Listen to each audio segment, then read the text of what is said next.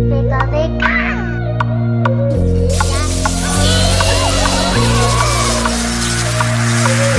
guys, what's going on? My name is Andy Rodriguez from Holy Fit Mentoring. Pretty much what this channel is based on is just trying to help you guys make some more money and learn how to monetize off of social media and little side hustles, finances. I'll be talking about real estate, anything that includes money.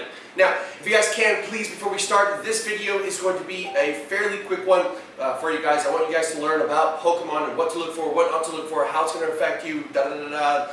But first, if you guys can, please like this video, share this video with a friend or two. Now, if you follow me pretty predominantly, you know that I do a lot of garage sales. It's a side hobby of mine that has turned into something that has brought in about 6 figures throughout this last year. It's brought about 6 figures. And one of the things that I really like to look for is Pokemon cards. Now, once you ask a garage sale seller if they have any Pokemon cards and they oblige, you have to make sure that they don't say, oh, my kids have a bunch of Pokemon cards, because typically kids nowadays won't have the cards that are valuable. So you want to make sure that the owner itself is between 30 and 40 years old. Typically, there are some occasions where a kid gets the dad's cards, which is pretty rare, because dads don't really keep that stuff laying around after college. Now, after you find the Pokemon cards, right, let's say the guy is 40 years old, he used to collect and play when he was younger, he's like, yeah, I got a tub in the back, which just happened to me at a recent garage sale that I just went to. Now, once you see the cards, you want to make sure that you are looking at a couple of things. No new generation Pokemon. So you want literally all of the old ones. So this is what's going to be helpful for you. Anything that says first edition, the first edition is going to be located on the left-hand side of the card, and around the middle side, just like this. This is one of my favorite cards. It's a Raichu first edition. I absolutely love this card, but it's not really the Holy Grail. This is a first edition Charizard. Now, it's not just a first edition, it's a first edition, first print because of the shadowless. So if you look at the top right hand corner behind the boxes, you'll see here that it has a kind of a no shadow, and then this is a shadow Charizard. Now, the difference between prices between a first generation shadowless and a first generation shadowed is going to be about $100,000, believe it or not. The shadowless Pokemon card here, the Charizard, is about $250,000, and then you have a shadowed one that Logan Paul just spent $150,000 purchasing this card. Now, what you guys want to look for is anything holographic first edition is going to be the big money. Anything first edition, shadowless, and holographic is going to be the biggest money that you can make ever. Now, after you have found that is the first tier stuff. The second tier stuff is going to be first edition shadowless.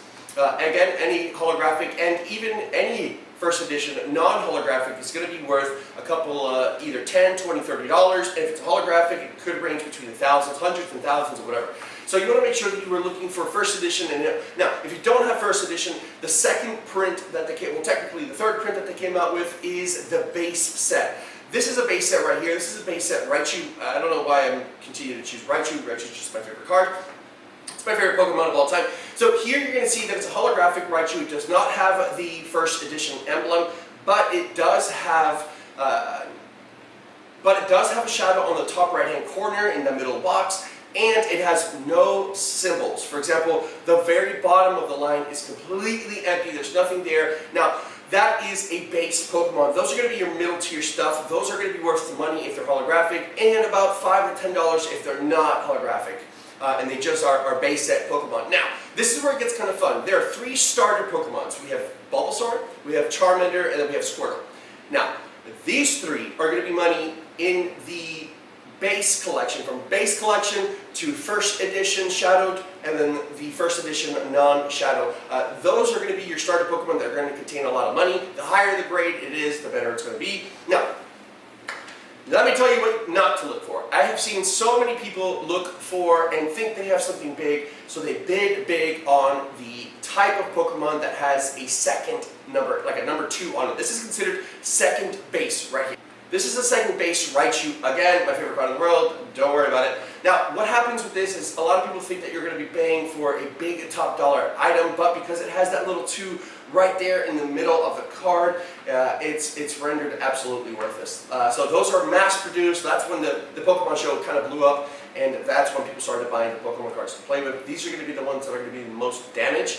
if people didn't know what they had, they just started playing games. So be very careful with these. They still hold some value, but they have to be in good condition. Now, what does good condition mean?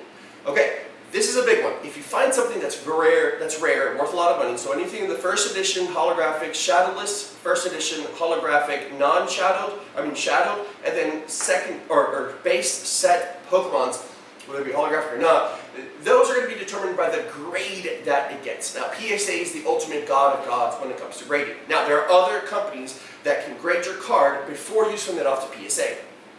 Now, PSA, again, as they are the kind of the god and master of grading, they all have about a 10-month wait for you to have your card graded and sent back to you. So what I like to do is make sure to send them to GMA. I'll leave the link down below. He's a cool guy. He will return it in about a week to 2 weeks. Right now, he is getting bombarded with cards because the Logan Paul is live. Everyone's doing Pokemon cards. So it's going to take about 2 weeks max to get it back. It's $8 per card. Now, if he gives it a big grade like it is, it's between an 8 to a 10 that you want to go ahead and discuss with a partner, with yourself, with a mentor, if you should send that card to PSA. Now, PSA, you're going to get the best money for your buck. It is going to cost you a lot of money to get that card graded, but again, if it's a holographic first edition, it's going to be worth thousands of dollars, so you want to make sure that you get that card to PSA. Now, the difference between a PSA 10, which is like the ultimate mint stuff, it's like kind of card, that you want to get graded. Now, the difference between a 10 and a 9 can be thousands and thousands and thousands of dollars. So before you send your cards off thinking that you have won the lottery, I want to show you a couple of things. Now, there cannot be any scratches on the holographic itself. You can see that it's sort of scratched like inside of the holographic. That's going to discount you points, so you will not get a 10 if there's one scratch on that card. Also, remember, these guys are going to have a magnifying glass to the actual card, making sure there's no defects, or there's no bumps, or card flips, or wrinkles, or scratches, or anything like that. So you want to make sure that you look at your card with a magnifying glass, make sure that you know that there's nothing there. Now, not only can you get points deducted because of a holographic scratch, you can also get a point deducted because of the whitening that is on it. So this can be easily found on the back of the card. So this card right here, you see that it has tons of whitening. The card is just kind of peeling in the backside. They're going to discount you points on this. So if you can't see any white on there and you can't see any scratches on the holographic, if there's any kinds of wrinkles or bends or anything like that, they will discount that point as well. So it's very hard to get a PSA 10, but when you do, that's money. Now, what happens when you have all of this done? You want to make sure that you do your research. A lot of people don't do the research before actually posting their stuff for sale, and they charge $100 for a car that's really worth $1. So you have to really make sure that you know your research, find what is selling and what is not. I'm going to leave a list down below and let you guys know a little bit about what I have found, the research that I have done. It's going to be like a price sheet for you guys. It's a little link that you can click and you'll pull up my Excel spreadsheet. So if you guys want to see that, again, down below, make sure, guys, that you are selling these on Facebook Marketplace, your Instagram, your YouTube, TikTok, Let Go, Neighborhood app, which is called Nextdoor app, I do believe. So guys, please make sure that you know what you're getting before you do it, but the return will be amazing and outstanding. So I hope you guys enjoyed this video. Alright guys, and thank you so much for joining. Like this video, and I'll see you guys on Wednesday.